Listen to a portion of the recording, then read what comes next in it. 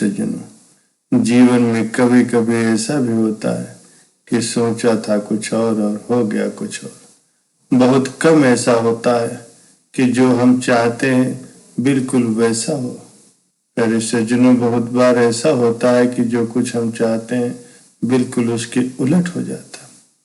कुछ दिन पहले एक सज्जन ने मुझसे कहा कि उनकी पत्नी, उनका 5 साल का बेटा, उनकी माताजी और पिताजी कार से किसी सत्संग आश्रम में सत्संग सुनने जा रहे थे और एक्सीडेंट में ऑन द स्पॉट उनकी पत्नी, बेटे और मां की मृत्यु हो गई। जीवन के बारे में उन्होंने क्या सोचा था और क्या हो गया।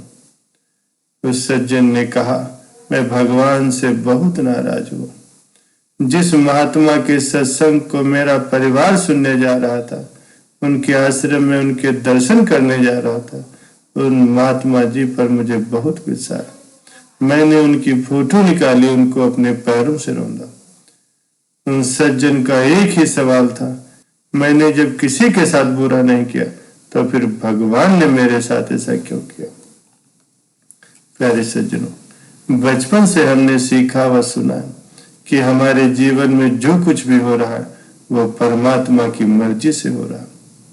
आप खुद से पूछें कि क्या आपके जीवन में जो कुछ हो रहा है वो भगवान की मर्जी से हो रहा है।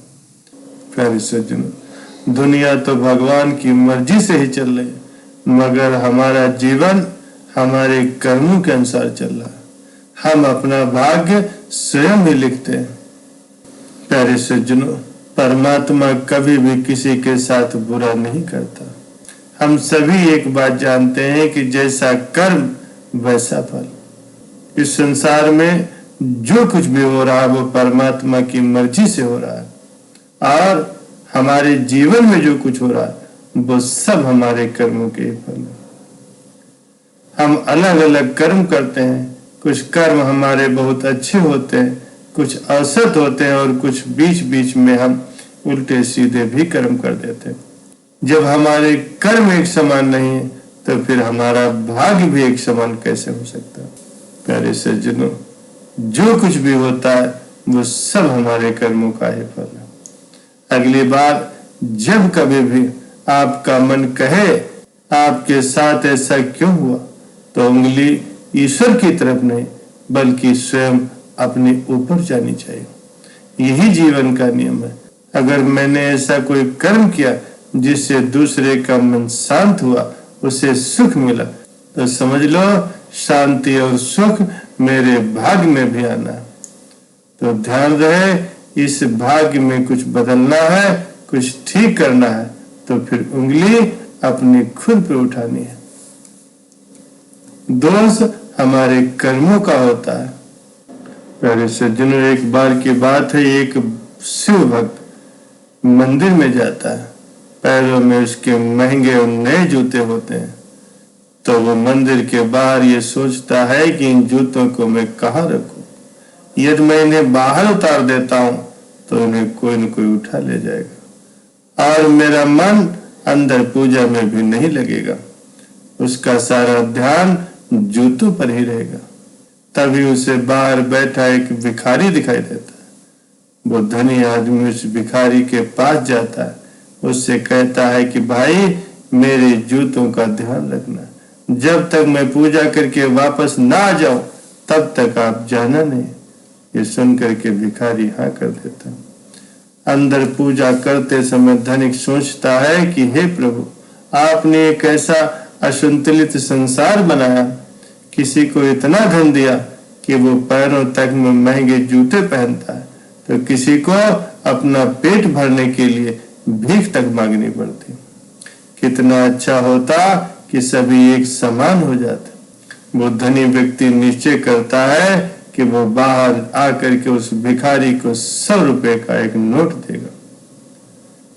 पूजा करके जब वो धनी व्यक्ति बाहर आकर के देखता है तो वहां पर न तो वो भिखारी है और न ही उसके जूते। वो धनी व्यक्ति ठगा सा रह जाता है। कुछ देर तक तो भिखारी का वो इंतजार करता है कि शायद वो भिखारी किसी काम से कहीं चला गया, पर वो भिखारी वापस नहीं आया। धनी व्यक्ति दुखी मन से नंगे पैर ही अपने घर के लिए चल देता है। रास्ते में फुटपाथ पर देखता है कि एक आदमी जूते चप्पल बेच रहा है। वो धनी व्यक्ति चप्पल खरीदने के उद्देश्य से वहां जाता है तो क्या देखता है कि उसके जूते भी वहीं रखे। जब वो धनी व्यक्ति दबाव डालकर उससे उन जूतों के बारे में पूछता है तो वो आदमी बताता है कि एक भिखारी उन जूतों को 100 रुपए में बेच गया। वो धनी व्यक्ति वहीं पर खड़े होकर के कुछ देर तक सोचता है और मुस्कुराते हुए नंगे पैर ही अपने घर को चल देता है। उस दिन उस धनी व्यक्ति को उसके सवालों के जवाब मिल गए थे। प्यारे सज्जनों, इस संसार में एक रूपता कभी नहीं आ सकती, क्योंकि हमारे कर्म कभी भी एक समान नहीं हो सकते। और जिस दिन ऐसा हो गया उस दिन संसार की सारी विषमताएं समाप्त हो जाएंगी। ईश्वर ने हर एक मनुष्य के भाग्य में लिख दिया है कि किसको कब क्या और कहां पर मिलेगा, पर यह नहीं लिखा होता है कि वो कैसे मिलेगा। ये हमारे कर्म तय करते हैं। जैसे कि उस भिखारी के लिए उस दिन ये तय था कि उसे 100 रुपए मिलेंगे, पर कैसे मिलेंगे ये उस भिखारी ने स्वयं तय किया।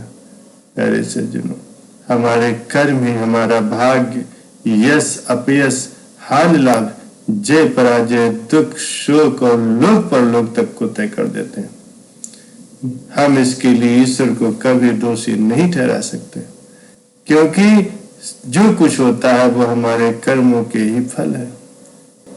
इसीलिए कहा भी गया है कि कर्म प्रधान विश्व करे राखा, जो जस करे सो तस फल चाखा।